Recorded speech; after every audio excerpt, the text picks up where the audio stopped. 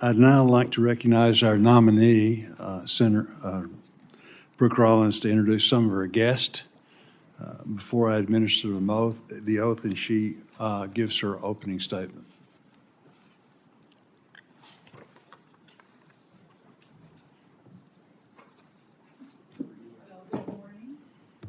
Good morning, everyone. What a joy to be here, and wow, a little surreal and slightly overwhelming. The two gentlemen that were sitting up here, whom I've known, as they mentioned, for a long time. So I want to thank them. A few guests, and I appreciate Senator Boozman the opportunity to introduce them. My awesome mom right here, whose new issue that all of you know, the oldest freshman legislator in Texas history, Helen Kerwin, raised my sisters and me by herself in that small town, and PFAS is her big issue. So I know a lot of you are certainly concerned with that. My incredible husband, Mark Rollins, we met the first week of our freshman year at Texas A&M, Senator Tuberville, in 1990, 35 years ago, and our four incredible children, Luke, Jake, Anna, and Lily, are here with me. Luke is the oldest. Luke, raise your hand. Listen to your mother. Very good. He is a sophomore at Texas A&M University in the Corps of Cadets, and in fact, left College Station at 1:30 last night, 1:30 a.m. to drive all night, catch a flight in Dallas, and be here this morning. So especially grateful to him and my other incredible children. Even though they're all teenagers, Luke's 20, it has been the joy and most important part of my life being their mom. So what a joy to have them. My sister, Ann Blenser, my sister, Helen Hubert, Eliza, my niece, they're all here. My sister-in-law and brother-in-law, Tim and Elizabeth Yagi. My incredible ag teacher, who I would like to stand up. This is Mr. Gary Rosenbush, who put up with a lot from this FFA'er. I've often said that the Future Farmers of America changed my life and put me on a course that, frankly, leads me to today. So Mr. Rosenbush was a big part of that. I also want to recognize, a lot of people know that I take great pride in my short, but I think very successful life as a little league softball coach. So my daughter Lily was the catcher on the team, but most of the rest of the team also flew in last night. The hot tamales, everyone, from Texas are here. Thank you guys for being here. My 1990-1991 state FFA officer team from all parts of Texas. There were 10 of us.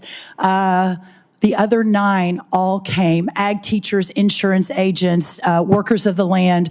They're all here. And so what a joy to have my state FFA officer team here as well. If y'all want to stand. What an incredible inspiration. I know, Senator, I could go on and on. I promise I'm going to cut this short, but one other person, Pastor Jensen Franklin of Georgia, who has been such an inspiration to me, flew all the way in from Free Chapel in Georgia to pray with my family and I this morning. So, Pastor Franklin, I want to thank you as well. One of the great pastors of our time. Pastor, thank you. I have so many Texas friends, other family that are here, but I'll wrap it there and just say what an incredible honor to have all of them behind me today. No, that's great. That's wonderful. Please stand and raise your right hand. Do you swear or affirm that the statement that you're about to provide is the truth, the whole truth, and nothing but the truth, so help you God? I do. Do you agree that if confirmed, you will respond to requests to appear and testify before any duly constituted committee of the Senate? I do. Again, congratulations on your nomination. You can have a seat, and you're recognized for 5 minutes to give your opening statement. Thank you. Chairman Boozman, Ranking Member Klobuchar, and distinguished members of this committee. First, my thanks to President Donald Trump for his faith in me to lead the United States Department of Agriculture.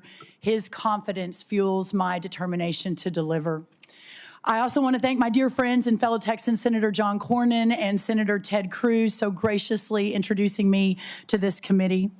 I also obviously want to extend my sincere thanks to all of you, the United States Senate Committee on Agriculture, Nutrition, and Forestry, for your careful consideration of my nomination, and understand, and perhaps most importantly, I want to thank and so overwhelmed at the honor to potentially serve the men and women who daily, without pause or complaint, provide our great nation and the world with the best food, fiber, and fuel. Throughout the past several weeks, I have met or spoken with every Republican and Democrat senator on this committee, and I appreciate your insights, your concerns, and your very wise counsel. It is clear we all agree that farmers and ranchers are the cornerstone of our nation's communities, and I commit to you today that if confirmed, I will do everything in my ability to make sure our farmers, ranchers, and rural communities thrive. I also want to thank the many senators and representatives on Capitol Hill with whom I've had the incredible opportunity to work with these last 2 decades during my career in public policy. In my time first with Governor Rick Perry, then leading the Texas Public Policy Foundation, in my various roles in the Trump administration, the first one, and since 2021 in my role founding and leading the America First Policy Institute. Each of you cares deeply about the American people whom we all serve, and I promise my work will reflect that commitment. Growing up in the small ag town of Glen Rose, Texas, y'all have heard this, population then 1,200 people, is where my story begins. Then my world revolved around the future farmers of America, 4-H, and the endless cycle of baling hay, livestock shows, and rodeos that still today constitute the calendar of our small corner of Texas. That experience sent me to Texas A&M on an agriculture scholarship where I studied and majored in ag leadership and development, then on to the University of Texas Law School where I graduated with honors and performed a federal judicial clerkship. And then, of course, to helm the policy shop of Texas Governor Rick Perry. It was there that I had my first direct leadership role in big state ag policy. I had been in office serving Governor Rick Perry for 2+ years when I received a call. A small think tank of 2 or 3 staffers in San Antonio asked if I would be interested in being their new leader. And I answered that call as well, thinking as that my husband and I built our family, that would be helpful and a good potential opportunity to be a great mom, but also continue the fight for Texas. At TPPF, over the next 15 years, we fundamentally redefined the mission of a think tank from just having ideas or writing about them in white papers to actually effectually changing policy for the people of our state. We engaged strongly during those 15 years with Texas rural and small town communities, giving them a voice in government that was too often denied. In short, we changed the game in Texas. Changing the game is exactly why I accepted the invitation to join President Trump's first administration at the beginning of 2018. Everything that we had sought to do in Texas those last decades to make policy for real change, for real Texans, was being done in the first Trump administration, and I was so honored and excited to be part of it. I joined first the White House Office of American Innovation as its leader. I then soon became the assistant to the president in addition on strategic initiatives, and eventually added the role of the director of the Domestic Policy Council. In January 2021, exactly 4 years ago, we understood that President Trump's second term agenda would be delayed, so I had the privilege and the idea of establishing yet another institution of policy leadership, and the America First Policy Institute was born. I currently serve as the president and CEO there. Thanks to President Trump and to all of you, I hope to have the opportunity to bring that level of passion and commitment to the USDA. I need not tell you, of all people, that this is surpassingly important, because agriculture is surpassingly important to us as a nation.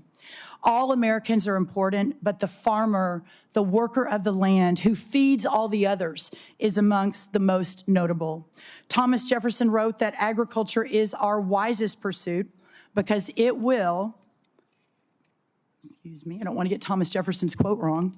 Can't misquote Thomas Jefferson, because it will, in the end, contribute most to real wealth, good morals, and happiness.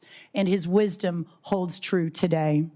I fully recognize that if I am confirmed, I am stepping into the role during one of the most economically challenging times in American agriculture history. With that in mind, I want to share with you as I close my top priorities for day one and then perhaps a longer-term priority. First, we must ensure that the disaster and economic assistance authorized by Congress is deployed as quickly and as efficiently as possible. Second, we must work with the great men and women of USDA, the stakeholder communities, and state leaders, my deep background in state policy, to immediately and comprehensively get a handle on the state of animal disease outbreaks. Third, we must immediately begin to modernize, realign, rethink the United States Department of Agriculture, responding to the clear needs and the desires of the American people as set forth so well by the President of the United States over this last historic week. And finally, and longer term, we understand that serving all American agriculture and all the American people means ensuring that our rural communities are equipped and supported to prosper not just today, but tomorrow and the day after that and the many tomorrows to come.